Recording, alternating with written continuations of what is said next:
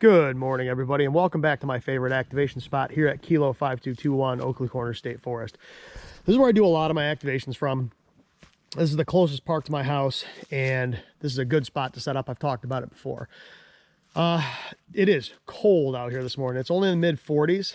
It's September 17th, and that's pretty cold for mid-September, but it is not warm out here. So we're going to do a Parks on the Air activation today, and I'm going to be using a radio that I've only done one activation with, and I haven't used it since March. I think March 13th was the only activation I did with this radio. So we'll take a look at the radio today. We'll talk about why I'm using that radio today. And I'm going to do a couple other things too. I'm actually going to show my antenna deployment today. Normally I don't, because I don't think people care usually. However, I've had some people ask me about how I deploy my antennas, specifically my wire antennas. So I'm going to show you my deployment using that Weaver throw line, well, the Weaver throw weight and the little tiny cord. And I'm going to be doing the same setup I do quite often. So there's a branch that comes off of this maple tree right here. All right, I don't know if you can see it in the video. It's not very big, but it's probably 30 feet in the air here. All right, and I'm going to go up over that and go down to sort of an inverted V. So the wire is going to come up over this branch up here, and then it's going to come back down to my coax and then down to my table over here. So I'll actually do the antenna deployment because I've had some people ask me about getting antennas up in trees. And I mean, there are a lot of other people that have done these on, you know, Thomas Witherspoon does them, Aaron Bowman does them. You can see a lot of people that do antenna deployments, but people have asked me to show one, so I figured I'd do that today. Now, I normally hit this in 1 or 2 tries. We'll see if I can today. Like I said, it's that branch up there. It's a little branch, but it's perfect. Now, before I do antenna deployment and stuff, let's talk about the rig that I'm going to use today. So, like I said, this is a radio that I've only done one activation with. Now, I've used it at home doing other stuff. And the reason I've only done one activation with this particular radio is I'm primarily CW. And this radio, when I got it, it does digital really well. It does single sideband really well, but it wasn't very good on CW. I was kind of disappointed when I got it. And so let me set the camera up here just to get it out of the way so I can get you guys, get this box open and get the rig out and talk about it, because I want to talk a little bit about the radio before we actually do the activation. So let me go ahead and open my Pelican case up. Actually, just set it on the ground here so I got room. So the radio we're going to be using today is the FX4CR. All right, now let me talk a little bit about this radio, why I bought it. Let me talk a little bit about you, the guy who makes these, and a little bit about why I'm doing the activation with this radio today. You'll see I put some little stick-on legs on the back of this thing from Amazon. This makes this radio not much nicer to use because you can sort of stand it up. Okay, so let's have a discussion about this radio. I have only used this in one activation because, to be perfectly honest with you, CW on this thing was a mess. It worked, but it was ugly. The keying timing was strange. You would get popping and weird artifacts while you were sending. Receive was fine, but sending was awful. You would get all sorts of weird popping and crackling. It would drop elements of characters. You'd be mid-key and the relay would shut up. It was awful. So sending on this thing was not great. And if you watch the video that I did back in May with this at Sugar Hill State Forest, it worked okay, but it really wasn't enjoyable to use, which kind of disappointed me, because otherwise this is an awesome little radio. The build quality is fantastic. It's got an awesome feature set. I mean, this thing's a 160/6 Bluetooth digital. It's got a color waterfall. It's tiny. I mean, the thing is not big. It's built phenomenally well. I've had some people complain about the fact that it's a Chinese radio. Cool, it's made in China. So is everything else. And here's the thing with this radio. This is not like a Xiegu radio or a Baofeng or something like that. Not to knock those radios. I love my G90. But this is built by a guy, BG2FX. All right. He designed this radio. He builds these things. It's him and one software guy that do all of these radios. The build quality is exceptional. The feature set on this thing is amazing. And is extremely responsive to his customers. So when he knew that people were having issues, he's not a CW op, so it never occurred to him that these problems were going to occur. So when he started hearing people having problems on CW with this radio, he got the software ironed out. Now, I had not done a firmware update on this radio since I got it, because the firmware update process on this is a little sketchy, and it made me a little nervous. But when I saw the late August firmware update and what it fixed all the CW issues, and I was like, well, if it actually fixes them, it might be worth a shot. So I bit the bullet and did the firmware update, and it wasn't as bad as I thought it was going to be. And I had mediocre hopes for it. I was like, I don't know how much of this he's actually going to be able to fix, how much of it's hardware and how much of it's software. Well, I'm here to tell you right now, it's fixed. This radio is awesome now. This thing is so good on CW. I'll use this thing all the time now. I fired this thing up. I called CQ a couple times, and it was perfect. I actually did about a 20-minute rag chew last night on this thing, and it was flawless. No issues at all. It was beautiful. So this went from a radio that was a really cool concept, but kind of a disappointment, to a really awesome radio now. This is a really cool little rig. They're very hard to get. He builds them in batches. It's about $550. But, you know, like I said, it's 160 to 6. It's single sideband. It'll do AM, FM, CW, digital, both USB and Bluetooth. Like I said, it's got a color waterfall. This thing's really cool. The only thing it doesn't have an internal tuner, and it doesn't have an internal battery. It's got an internal speaker. It's got an internal microphone, so you don't even need to use the external speaker mic or the microphone with this thing. You can run it just like this. Now, I can live without the internal tuner and the internal battery. The only radios I have that have internal tuners are the G90 and the KX2. Most of the antennas I run are resonant, so it doesn't really matter. An internal battery would be cool, but the only radio I have with one is my KX2. Right, and that's kind of what makes the KX2 sort of that ubiquitous radio that everybody uses as a field radio, because it does everything, right? I mean, it's a shack in a box. But like I said, I don't need the tuner. I can live without it, and not having an internal battery is not a huge deal. So like I said, for the build quality of this thing, for the feature set of this thing, for the price of this thing, and now the fact that you has fixed the issues on the CW on this thing, I can wholeheartedly recommend this radio now. Before, if somebody had asked me if they should buy this, I'd say, do you operate CW? That'd be my first question. If they said yes, I'd been like, I think I'd steer clear. Now, 100%, go buy one of these. If you're single sideband, if you're digital, if you're CW, if you're all the above like me, this is an awesome little rig. It's 20 watts, right? I mean, in this little tiny package, this thing has got a smaller footprint than my mountain topper does, and it's 20 watts. So this is a really cool little radio. And like I said, just because it's made in China doesn't mean it's junk, right? Made in China doesn't mean bad. Made in China means it's made in China. You can buy stuff that's made in the US that's hot garbage too. This is made, like I said, these are designed and built by one guy. He's passionate about what he does, and he's good at what he does. And this radio is a testament to that. Like I said, the build quality of this thing is amazing. I would put the build quality of this up against any radio I own except the TX500. The TX500 is built better than this. Other than that, I don't own another radio that's built as well as this thing is. So enough of me blabbering on about this rig. Let's go ahead and set our antenna up. So let me get the antenna out of the box here. And you'll notice that when you look at my cordage, so there's my antenna. I build my antennas out of 24 gauge silicone coated wire, right? Silicone jacketed wire. It's very flexible. It doesn't tangle. It's very slippery. You'll notice this is not on a winder. All right, here's my throw line. You will notice it's not on a winder, okay? Winders are a waste of time, space, money, and weight. People like them because it makes cord management easy. They're a waste of time, and I'm gonna show you why, okay? So I've got this piece of paracord here, and I'm gonna show you why you don't need winders. Now, if you want winders, if you like winders, that's fine. I don't care. Use winders. But I don't, and I'm gonna show you why. So let me get the camera set up here. I gotta make sure you guys can see me, because I don't... I'm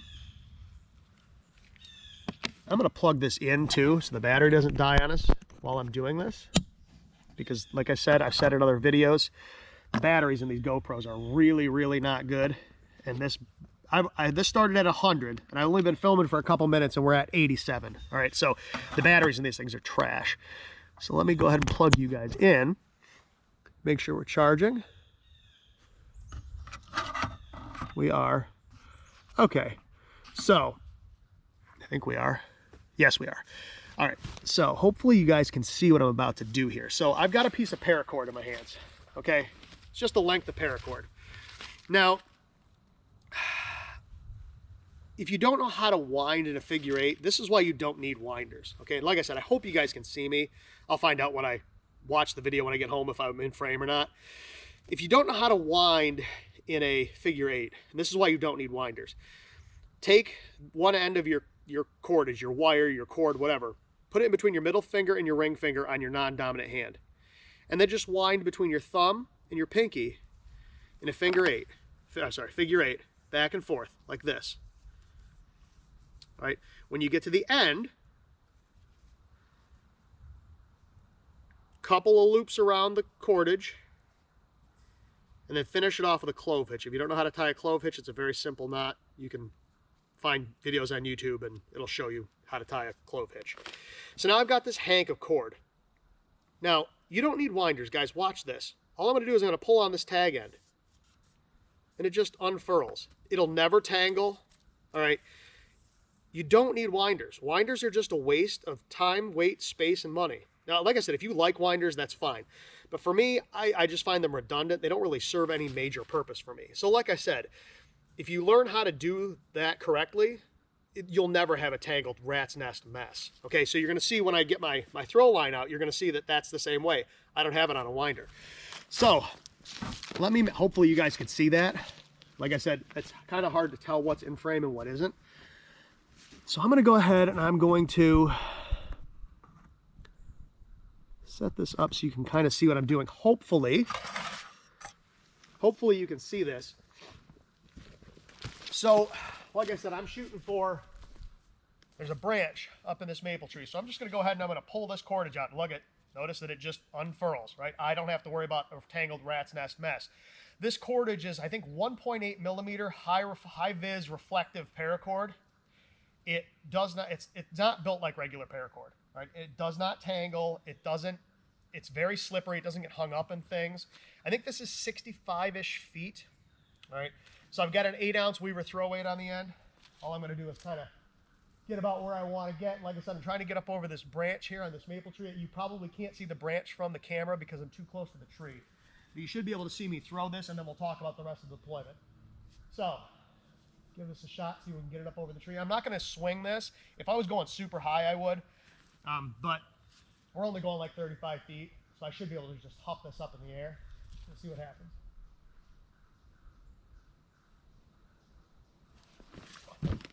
Boom, first shot. All right, so our weight is up over our tree.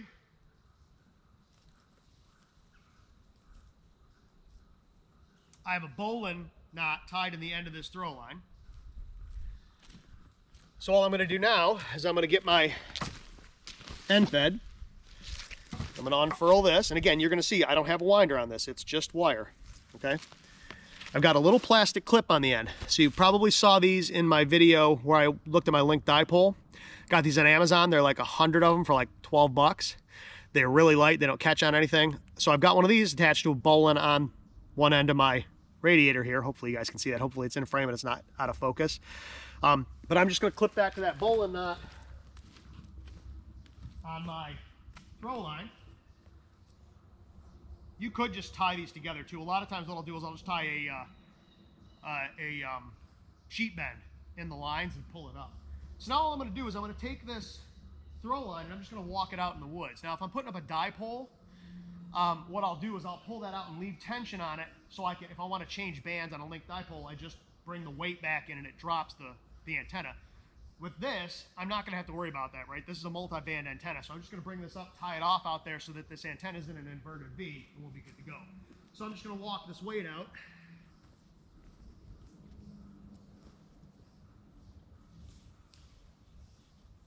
Come back here in the woods. Hopefully you can still see me. Come out to this beech tree here. Get my line over this tree branch here. I'm just going to start reeling it in.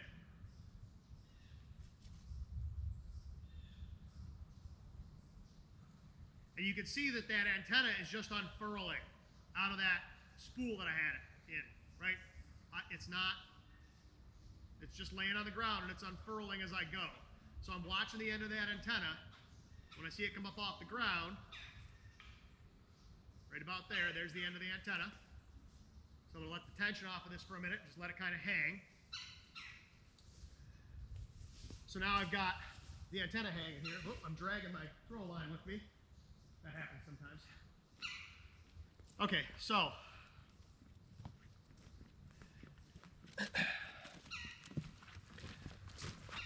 I'm gonna grab you guys. Hopefully you could see all that in the camera.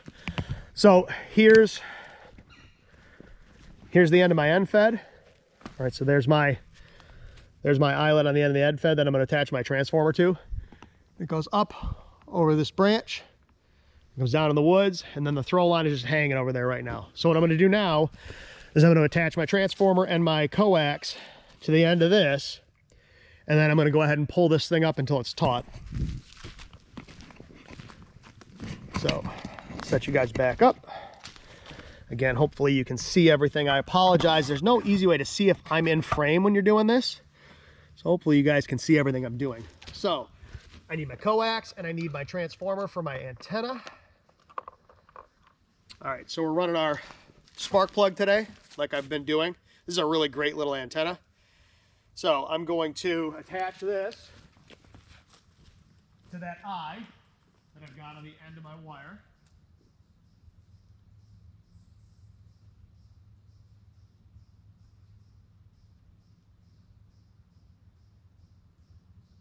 Now, this RG316 is finicky stuff. It likes to kink. This I do not wind in a figure eight because this will kink. All right, I don't do coax like that because it'll kink. I just wind this stuff up. So I'm gonna go ahead and I'm gonna take these little magnetic holders I have off of here. These are cool. These are just little magnetic rubber things, and they are stretchy and they pop together. They're really cool. You wrap them around the wire and the magnets hold everything together. So now all I'm going to do is attempt, without making a giant mess out of this coax, to kind of unfurl it.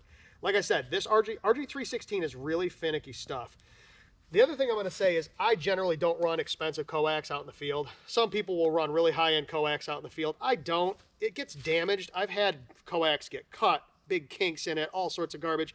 I generally run really good coax at home and just whatever out in the field. People will argue that with me and they'll say, no, you have to have good coax. I get pile-ups on this stuff and it's like 15 bucks, right? So if it works, it works. Like I said, I'm not bringing, ABR or Messi and Poloni out in the field. It just, well, I would if I was going to like a park and running more power and was really worried about it. But out here in the field where I'm out in the woods, I don't, because again, it gets damaged. I don't want to ruin really expensive coax. I'm not saying you can't take good coax out in the field, and it's probably a better idea to, but I've had enough of it damaged in my life to not waste my money on it anymore. So I'm just going to go ahead and connect my coax. Pull this back to about where my table is. Now what I do is I take one of those little, once I get pulled up about where I want it, I'm going to take one of those little rubber magnetic things, and I'm going to actually attach the coax to the table so I can keep tension on everything. So what I'm going to do now is I'm going to go ahead and I'm going to pull this antenna up into an inverted V, bring my coax back.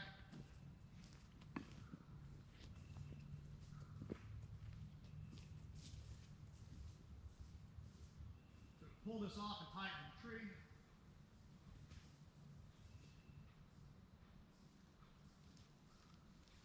Like there maybe. Come up around the tree. Tie it off on the tree. Doesn't take much just to slip that. Just put a bite in that line. Might do two. Slip it a little bit. Want to get a little higher.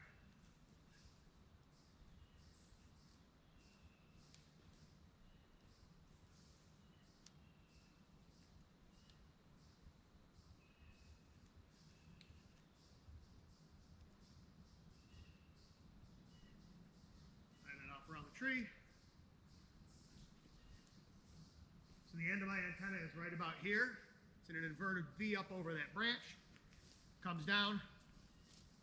Our transformer's about, I don't know, 7 feet in the air maybe.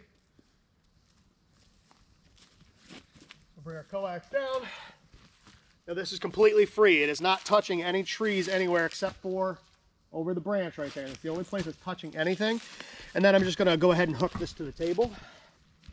So once I get this hooked up, I'll show you what it looks like when it's all done. And again, I just do this to kind of keep things from sliding. So we'll go ahead and hook this up to the table. And this is not a perfect science. This does not need to be perfect. You don't need to spend all day setting an antenna up. Good enough is good enough, as you're going to see. Okay. So, like I said, I've just got one of those little magnetic guys. Hold my coax to my table. Coax ends up. There's our transformer. It goes up over the branch, comes down in an inverted V. The end of the antenna is, whether you can see it or not, right here. And you probably see the fluorescent yellow throw line maybe. And there's the little black carabiner clip thing that I used. All right, so it just goes up, down in an inverted V. Again, it does not need to be perfect. Don't spend all day trying to set that antenna up unless you're going to be operating for a long time. It's going to be a position that you're going to have set up for a while. Good enough is good enough. Okay, so we've got our antenna all set up. I am going to kill the video here for a minute, I think, while I get all the rest of this set up, because this is going to take a minute and I'm going to have to run back and forth to the truck because I got to grab some things. So what I'm going to do is I'm going to set all the rest of my nonsense up here, and when I come back, we'll have everything ready to go. So I'll be back in just a minute. All right, so we are back. I've got everything set up. I found a clear frequency, at least I think I did. Mine's 7.060. Got my log all set up. We're going to run the BAMATech TP3 today. I did schedule this activation, so the RBN should pick me up. We'll see what happens here. I'm only running 5 watts right now. Like I said, this radio is a 20 watt radio, but I'm only running 5 watts. Now, I will say, because this thing is very small, people have had problems with it getting hot. I'm gonna move you guys up just a little bit so you can see a little better. People have had a problem with it getting hot. So I generally only run on CW. I generally run this thing at 5 watts. Man, this is really crooked. Let's see if I can prop this up with a rock or something and get us a little more level. Whatever, it'll work. So like I said, I generally run this thing at 5 watts when I'm doing CW. I may turn the power up depending on what our results are like here. I'm gonna start on 40 meters. If I need to, I can go to 20. Right, that's one of the problems with the radio that doesn't have a tuner, is it's less agile, right? I can only run 40, 20, and 15 on this end fed without a tuner. It'll run 10, but man, it's just over 2 to 1, and I'm not a huge fan. It'll work, but I don't really want to, and 10 isn't super useful this time of day anyway. That's one of the nice things on a radio with a tuner is I can put up a random wire and it's super agile, right? I can run, as long as the wire's long enough, I can run pretty much any band I want in real time, switch back and forth. At home, I run a 71-foot random wire on my FTDX10, you know, and bouncing between bands is nothing. When you're activating, it's not super important to be able to bounce back and forth between bands. If you're hunting or chasing soda or something, then yeah, you need to be able to bounce back and forth. Here, I'm gonna kind of sit on a band and go. But like I said, I can't run 30 on this antenna, which is one of my go-to bands for this kind of stuff. So this morning, I'm kind of stuck with 20 and 40. So we'll see what 40 looks like here. My hands are freezing. Like I said, it's only in the mid 40s out here. So we'll go ahead and we'll call CQ and see what happens. Hopefully this will be a fairly quick activation. I don't want this to take all day. I do have other things that I've got to do. And like I said, it is cold out here, so I don't want to sit out here all morning.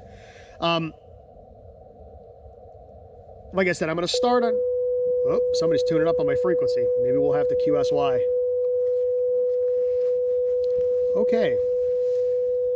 So much for 60. Let's try 56.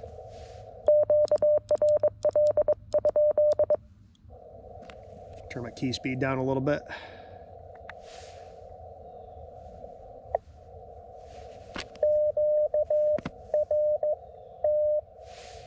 Somebody just called QRT, which is interesting.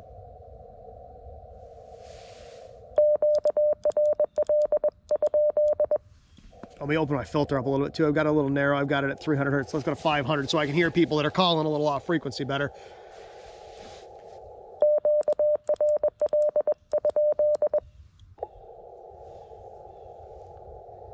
Now I'm running an external speaker today. You absolutely don't need to with this radio. The only reason I'm doing that is it's going to sound a little better for you guys. The internal speaker in this thing's perfectly adequate. If you watch that previous video I shot with this radio, it's not hard to hear. It's just going to sound better with the external speaker. That's why I'm running it today.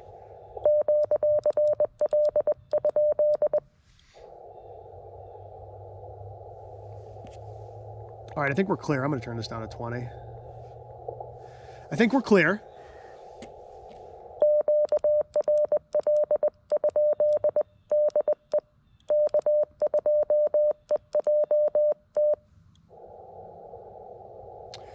Somebody right next to us, but I think I'll live. I'm not hearing them. Maybe we'll go up just a little bit.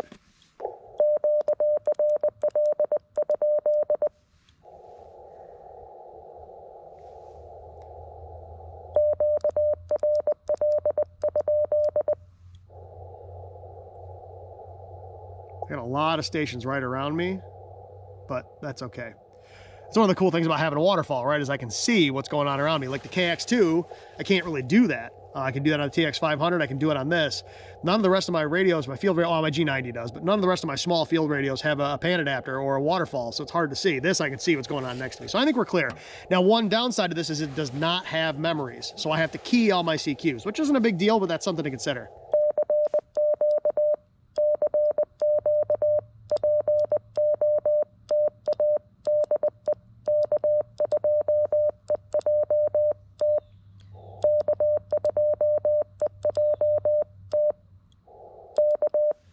You can hear how nice and crisp that is now. None of the weirdness that there used to be. No popping, no dropping elements and characters, no nothing. It's beautiful now. And I just got picked up on the RBN, so we should be good to go.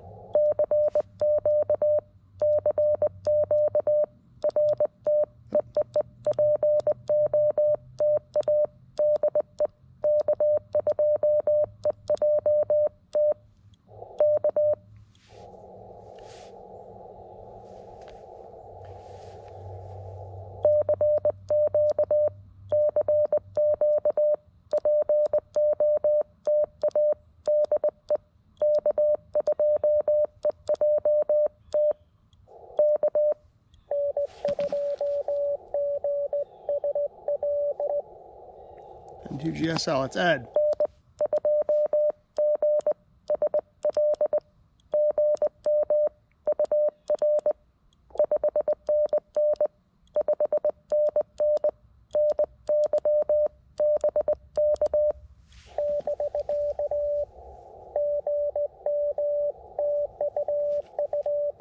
He'll be in New York.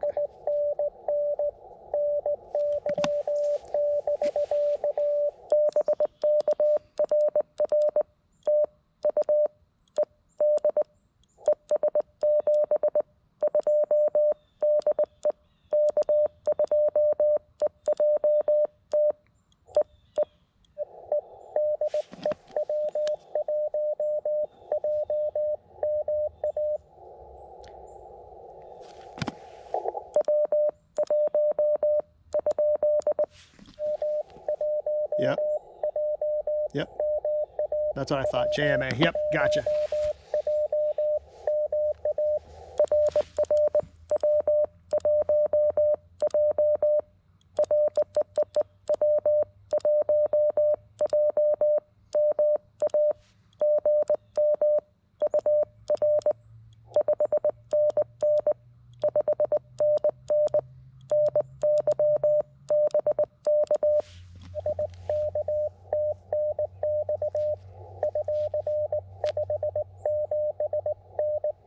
Good signal reports so far. Connecticut.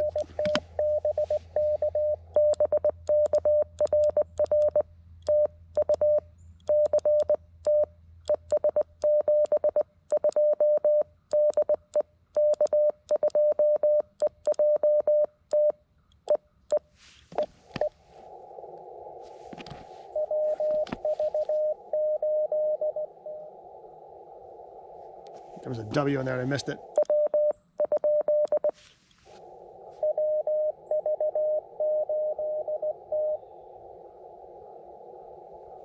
Is that WV?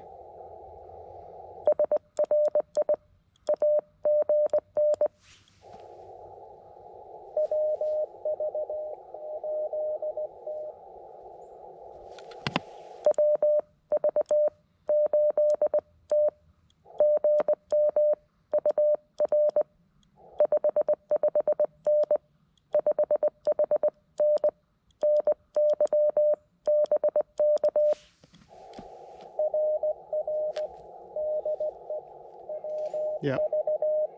Yep. Yep.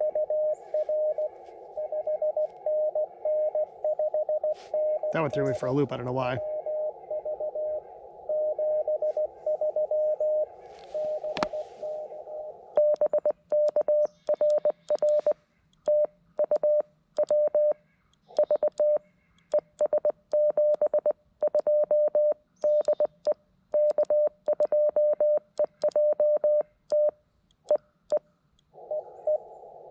Man, that one killed me, and I don't know why.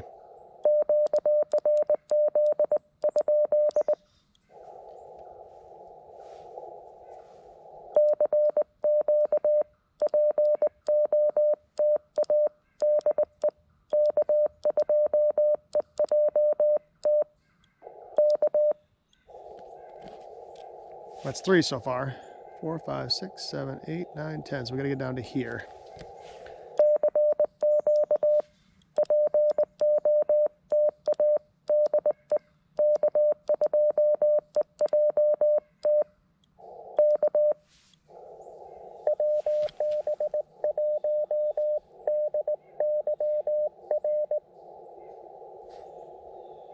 Missed the number.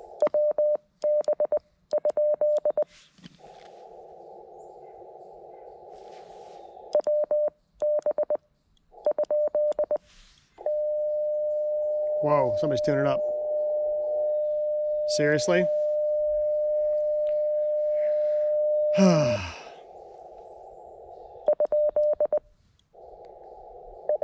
Yep.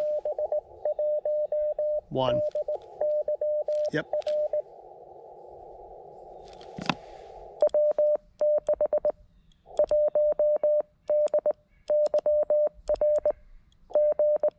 I think I got that right.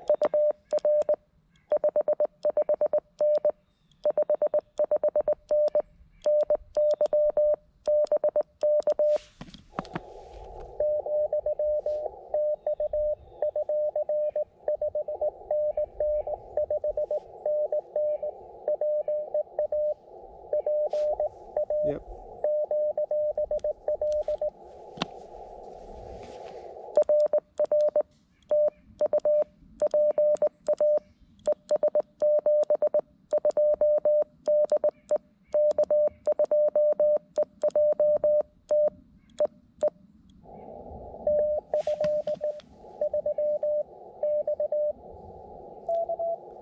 I heard an X in there.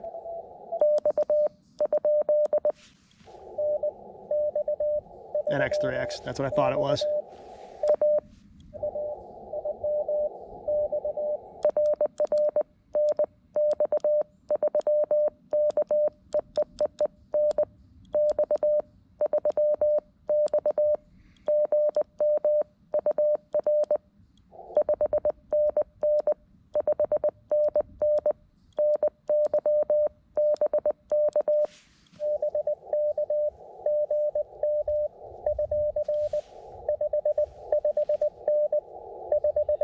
Maybe Pennsylvania.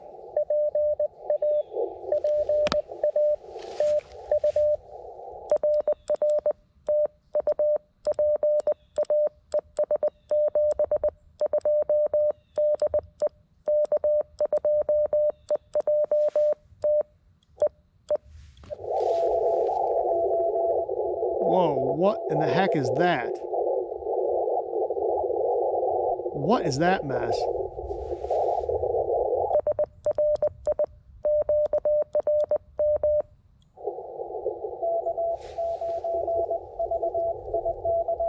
Eric. Yep.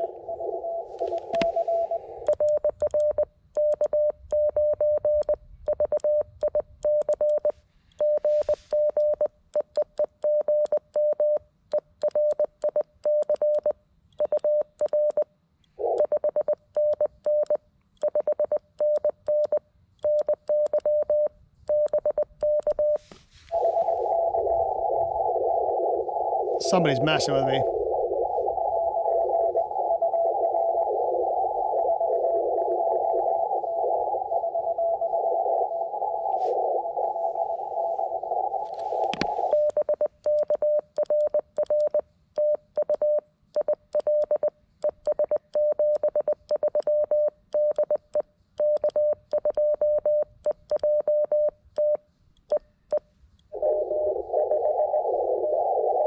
Somebody is QRMing me on purpose, so I'm gonna have to move.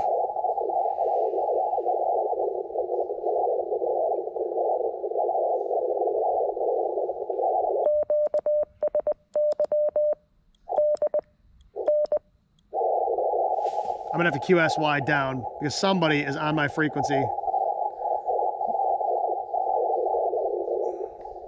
Messing things up, and I don't know why people need to do that.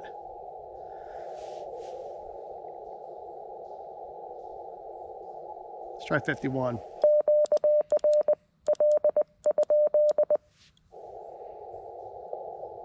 There's just all sorts of QRM up there. If you can see this or not, you probably can't, but there's just a big mess of something up there on the waterfall. Somebody's doing something.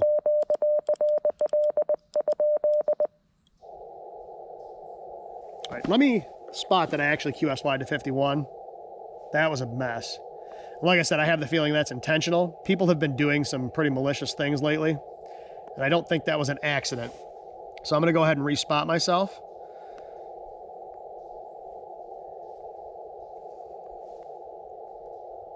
.7051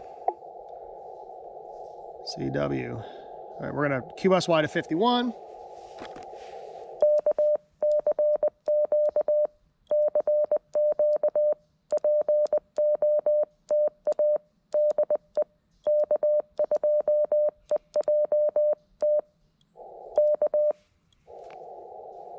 Whatever that is up there, it's still on the waterfall. So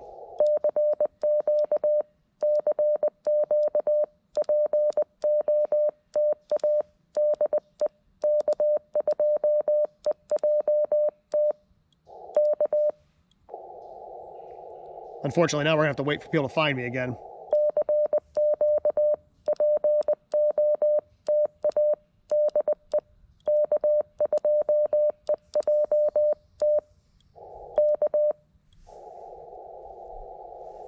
What do we need? 4 more? 2, 3. Yeah. That kind of screwed me up.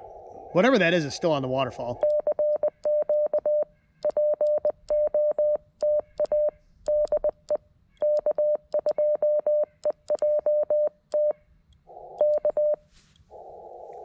One redeeming quality of it being so cold out today is it's going to keep the radio nice and cool.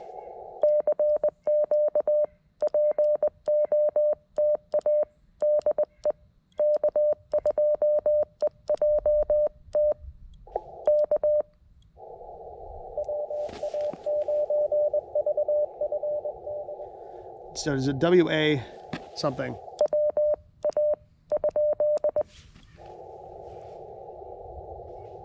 Where'd he go?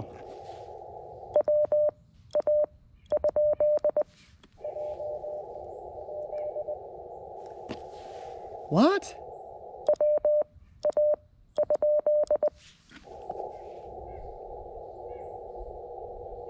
Somebody was there and he was sending pretty fast and he's weak, and now I can't hear it. Now there's nothing there.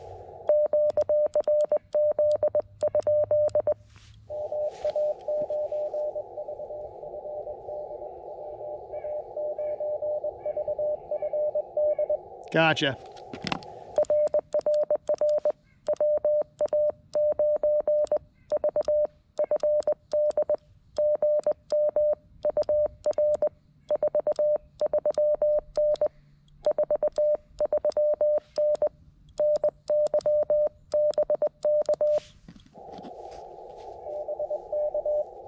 He's pretty weak.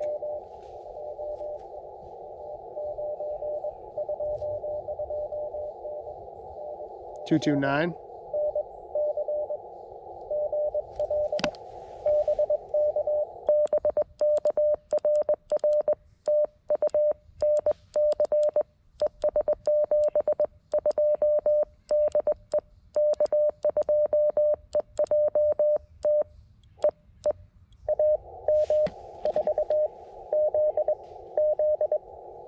Got a 4ZZ.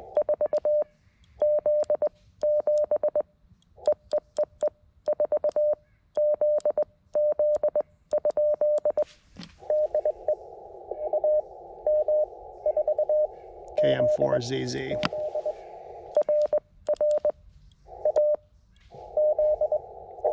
Gotcha.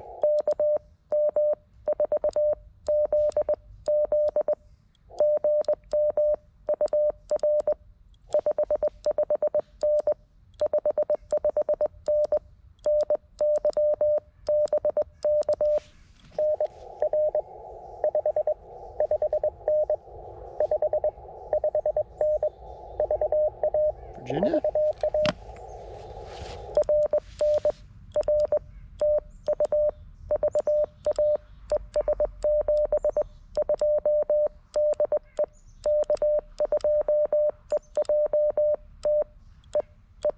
Somebody's pulling in my little parking here now.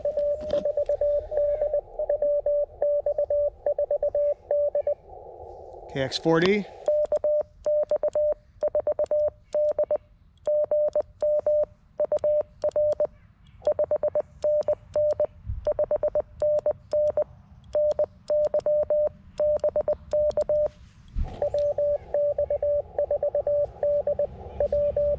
W.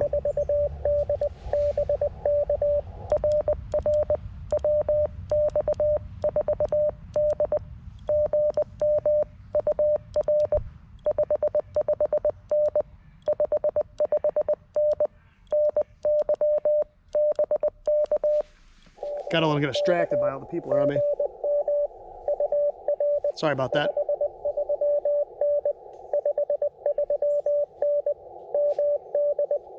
Maryland. Sorry about that.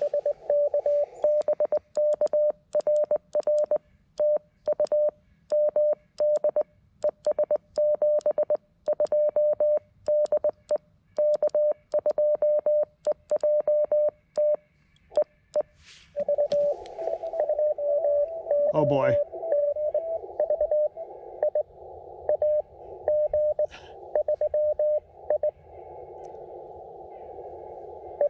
I heard a 3i.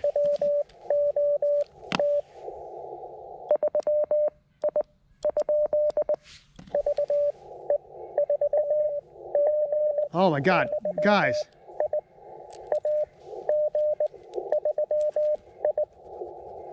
So it was an A something.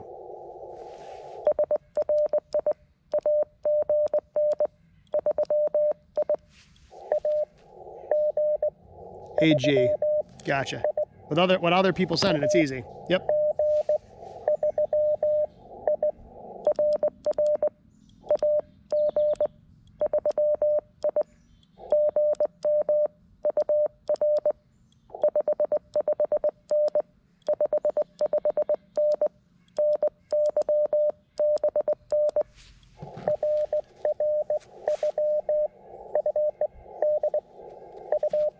Yep.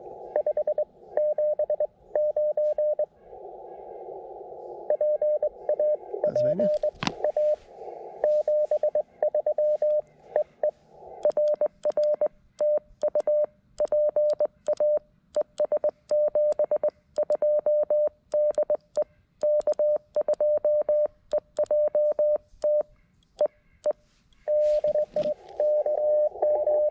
KQ4CW. He doesn't even need to finish it.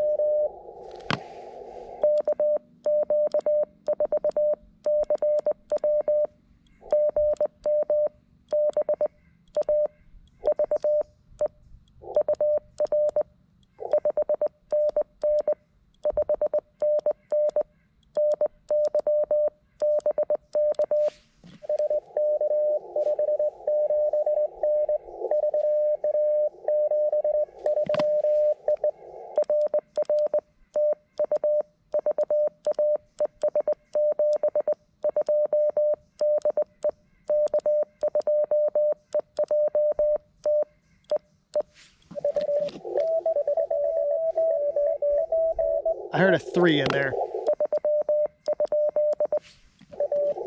I'm being QRM'd again. Is that VE30T? Yep. I'm being QRM'd again, so somebody's following me around.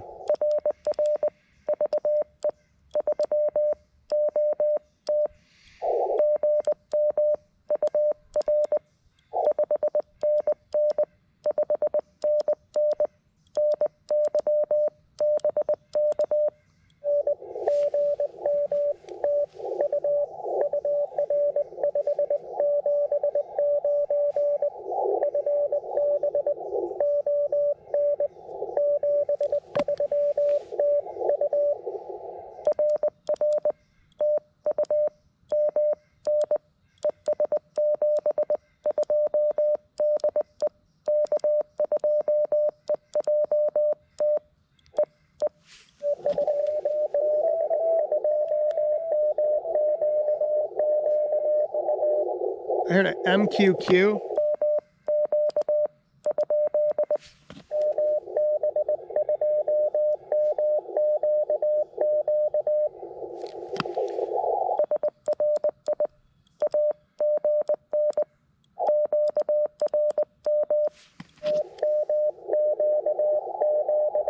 I can't make them out because of the QRM.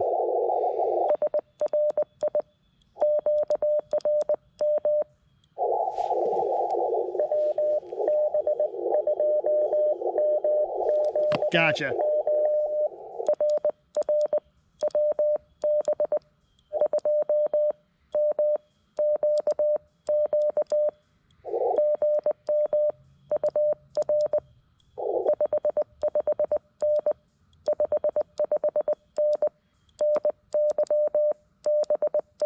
He's actually stronger than a 5.5. He's like a 5.7, yeah. Somebody's QRMing me on purpose. And I don't care. I'm just gonna keep on going.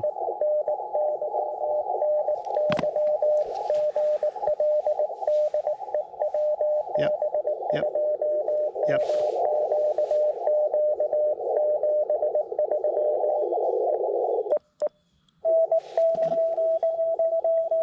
Oh my God.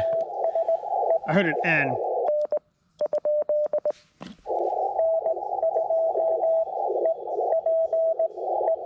Oh, Eric. Gotcha.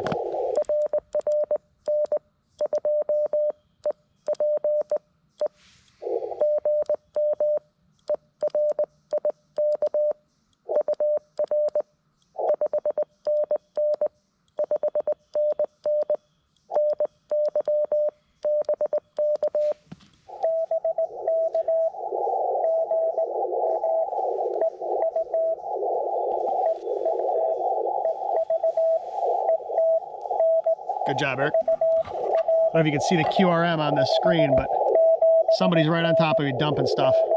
And I don't care. I'm just gonna work right through them.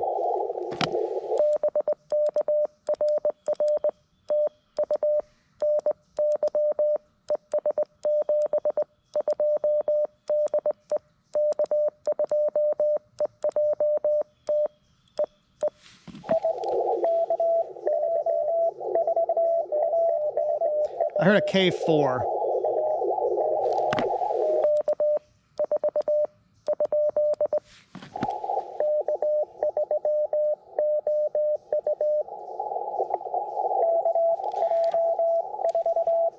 Ugh.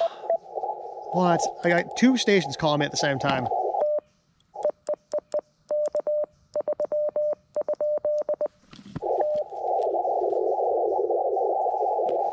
What?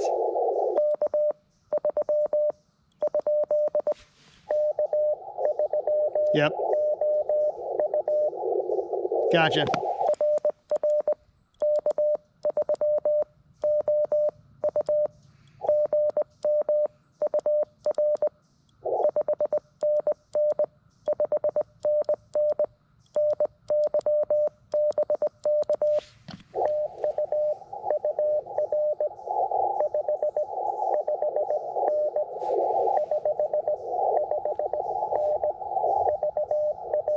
Virginia?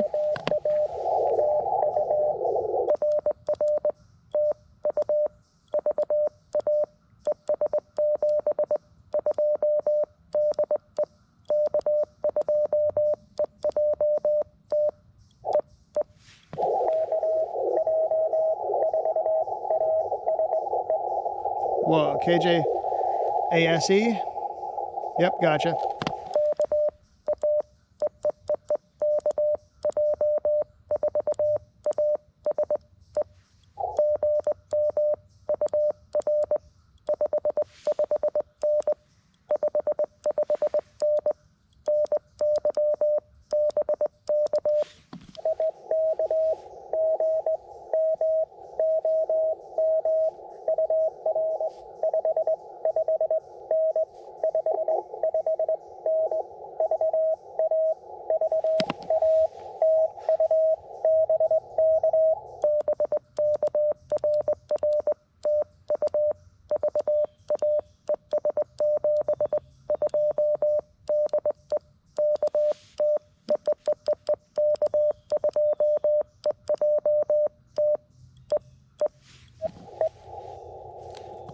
So my QRMer went away. Apparently he got bored.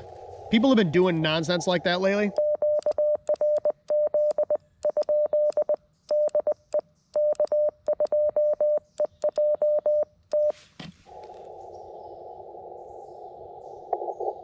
All right, that might be it. I don't hear anybody else in the pile, so I think I'm going to call QRT.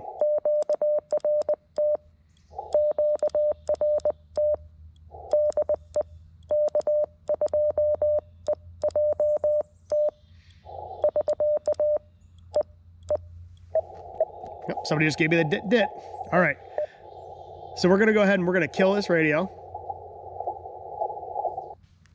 Okay, so let's talk about this activation. Now this video is going to run a little long because I filmed some things that I don't normally film, right? This is probably going to be closer to an hour. So we got 1, 2, 3, 4, 5, 6, 7, 8, 9, 10, 11, 12, 13, 14, 15, 16 in the log in a little over 20 minutes. That's not the fastest pace on earth, but it's not super slow either. Again, somebody was intentionally QRMing me, and the first time I QSY'd, the second time I said, nope, I'm just going to work through them. If you're going to be an idiot, I'm not going to even pay attention to you. I mean, you can QRM me till you're blue in the face. I'm just going to keep going. You can follow me around. I really don't care. It's kind of, you know, that's just free advertisement for me. If I'm important enough for you to QRM, then that's pretty sad. You need to get a life. But the FX4CR now, like I said, this radio is everything I hoped it would be when I bought it. When I bought it, I was kind of disappointed with it, but you has done a really good job with the firmware updates to the point where this is now a awesome little radio. Like I said, you don't need the external speaker. I did that for you guys. Normally I would just run the internal speaker, which is actually quite good. Again, the BAMATech paddle, now that I'm used to it, it's really nice to send on. I have found that if I hold it more vertical, it's easier for me. If I hold it more horizontal, those paddles are still awfully small for me, but if I hold it vertically, it's much easier to send on. Hopefully you found that informative and a little bit entertaining, and to the QRMer, thanks. I really don't care. So that's another one of the logs. I'm going to try to get out and do some more activations here with some other radios that I've got, maybe some other antennas. I'll build some other antennas, things like that. But again, my content is going to slow down a little bit as the weather gets worse, because getting out here and doing these things when it's 10 degrees and snowing isn't so much fun. I'll do some. I'll probably come up here and set a tent up here someplace where we can do an activation from. But once the weather starts getting real nasty, the activation videos will get fewer. So I'll probably do more gear type stuff. I'll do some guides, things like that. But all in all, like I said, the FX4CR, now that the firmware is solid, this thing is an awesome little radio. And yeah, so, you know, you saw my antenna deployment today, which is the first time I think I've ever done that on camera. That's not something I normally do. But like I said, I've had a couple people ask me, because I've said people struggle trying to throw lines into trees. And I've told people, I'm like, I don't usually have a problem. I can usually get it first time. This one's not super high. So like I said, this maybe 30 feet. I can actually go, I've done it before, over this big branch way up high. That's probably 45 feet. That one I've got to swing the throw line to get it up over, but this antenna is not long enough to need to do that. It's only 66 feet long. If I throw it up over there, it's basically just going to be a vertical. But at any rate, so like I said, that's the activation. I really appreciate everybody watching. I hope it was a little bit entertaining. I hope it was informative.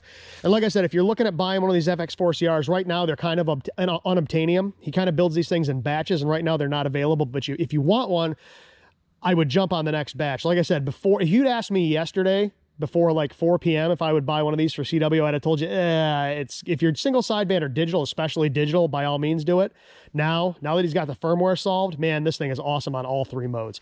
So again, I really appreciate everybody watching. If you've got any feedback, leave it in the comments. Otherwise, until the next one, 7-3.